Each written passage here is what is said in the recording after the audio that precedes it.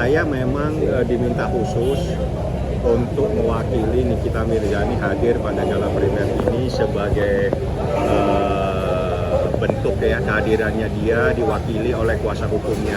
Jadi memang Nikita tidak bisa hadir karena ada hal-hal yang memang mewajibkan dia tidak mungkin bisa keluar sementara waktu karena lagi ada proses hukum. Jadi saya tadi sudah berkomunikasi dengan produser dan juga dengan tim film Siri.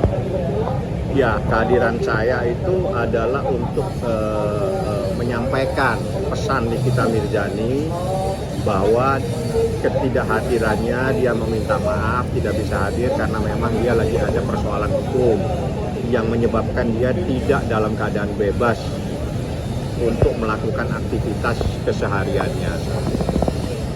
Bang, di sini juga banyak yang tidak menduga ya, ternyata Bang Fahmi ini bukan cuma profesional secara hukum, tetapi secara personal juga. Dalam arti itu kayak sampai datang ke sini gitu tuh kan, jadi bikin kayak netizen, fans-fansnya Haniki ini, wah keren banget gitu, gimana nih Bang? Ya ini jadi kewajiban ya, jadi kewajiban kita sebagai advokat itu memberikan pendampingan secara maksimal kepada klien. Juga kita bisa mewujudkan apa yang menjadi keinginan klien sepanjang itu tidak melanggar hukum. Nah ini kan kalau dia minta saya untuk menghadiri gala primer mewakili dirinya, itu kan berarti saya representatif daripada Nikita Mirzani. Tujuannya untuk menyampaikan kepada pemirsa, kepada penonton bahwa dia minta maaf nggak bisa hadir karena memang ada halangan yang tidak bisa dia hindari. Tapi dia mengucapkan banyak terima kasih kepada semua yang mendukung, mensupport film tersebut. Semoga film ini menjadi film yang box office seperti itu. Oke, Bang, seberapa sering sih Bang Fahmi ini berkomunikasi dengan Haniki, apalagi bisa dibilang ini tuh lagi masa-masa sulitnya ya, masa-masa menegangkan gitu Bang? Ya saya sering karena memang saya tahu jadwal besuk itu kan saya hafal. Senin sampai hari Kamis saya bisa datang kapan saja pada jam kerja. Karena memang saya pengacara boleh. Jadi Senin sampai Kamis jam-jam 9 sampai jam 3 sore saya bisa datang. Dan saya bisa berkomunikasi dengan Nikita untuk membahas hal-hal yang lain-lain. Termasuk keinginannya Nikita hadir pada hari Kamis jam 9 pagi besok di Pengadilan Negeri Jakarta Selatan dalam perkara nomor 489. Ya, dalam perkara Wan Prestasi Nikita menginginkan bisa hadir di Pengadilan Negeri Jakarta Selatan hari Kamis. Ya, doa ini saja, saya lagi ikhtiarkan bagaimana supaya Nikita bisa hadir pada hari Kamis seperti itu. Bang, melihat perjuangan Bang Fahmi ini yang bisa dibilang sangat besar ya, bahkan sampai sekarang kita juga melihat itu sendiri ya Bang. Gimana nih Bang, mungkin ada keyakinan nggak sih untuk ibaratnya memenangkan Nikita ini sendiri gitu Bang? Maksudnya percaya yang tadi Abang bilang kan ikhtiar. Percaya nggak sih bahwa ini sebenarnya nggak akan? Ya kalau saya yakin tidak ada perbuatan pidana. Karena perbuatan pidana itu ada unsur. Unsur itu melekat dari perbuatan tersebut.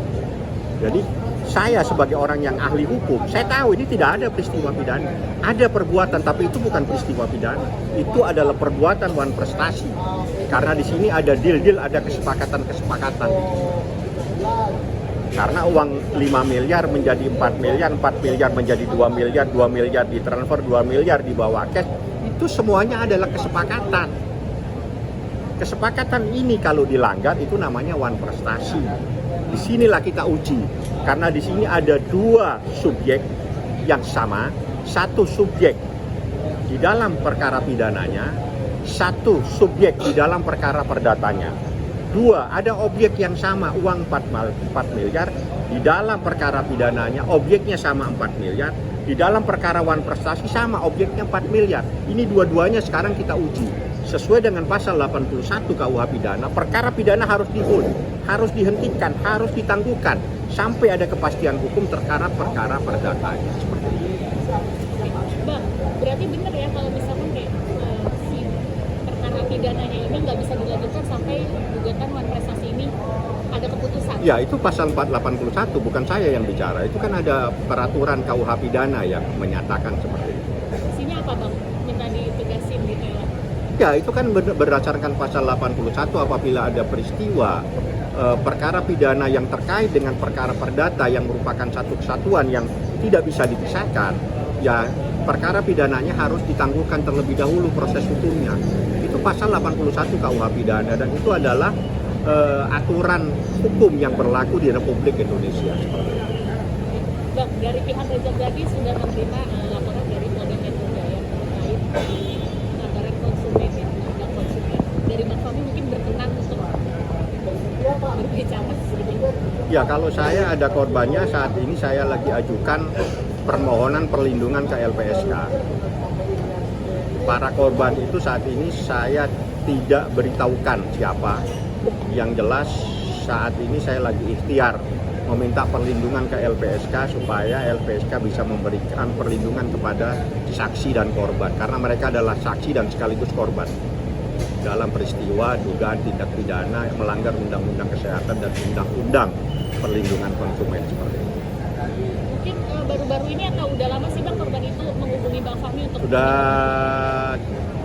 cukup berapa bulan ya, jadi dia datang, dia telepon, dia kumpul, walaupun mereka tidak semuanya ada di Jakarta, tapi mereka kumpul di Jakarta semua mencari saya. Ya udah, saya maunya apa? Saya meminta keadilan. Ya udah, kalau keadilan proses hukum yang jalan. Bang Fahmi maaf, tapi berarti sebelum Bang Fahmi menerima lapor maksudnya dari mereka ini ya, ini yakin murni memang ada pelanggaran dari Reza Gladys ya, bukan ada kata itu dibalik dalam kurung buzzer atau unsur dibalik itu semua gitu Bang. Anda tadi berkomunikasi dengan seseorang yang namanya tidak saya sebutkan, betul? Betul. Dan Anda mendengar sendiri, itu adalah korban yang Anda ajak bicara. Dan namanya memang saya tidak beritahukan kepada Anda. Siapa dia saya rahasiakan, tapi Anda mendengar sendiri bagaimana dia menjelaskan sebagai seorang korban. Saya kalau berbicara pasti dengan data, dan itu datanya. Oke. Bang, kalau misalkan kita laporin itu berarti maksudnya kemana Bang? Maksudnya Jadi ke Undang-Undang Kesehatan dan Undang-Undang Perlindungan Konsumen. Jadi di dalam Undang-Undang Perlindungan Konsumen itu ada diatur apabila orang menjual bla bla bla, pokoknya ada lah.